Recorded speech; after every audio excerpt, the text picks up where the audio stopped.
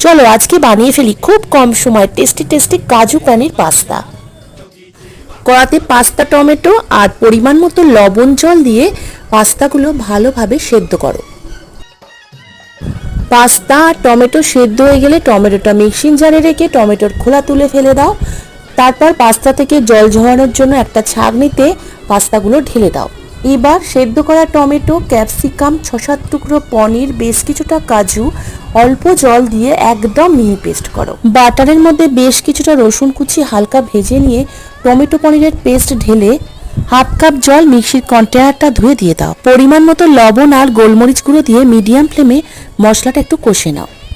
মশলা কষানোর পর boiled pasta add করে দিয়ে দাও ম্যাগি মশলা। তোমরা ম্যাগি মশলার বদলে মিক্সড হার্বসও ব্যবহার করতে পারো। চিলি ফ্লেক্স আর চিজ অ্যাড করে ভালো করে মেশালেই তৈরি হয়ে যাবে টেস্টি টেস্টি কাজু পনির পাস্তা।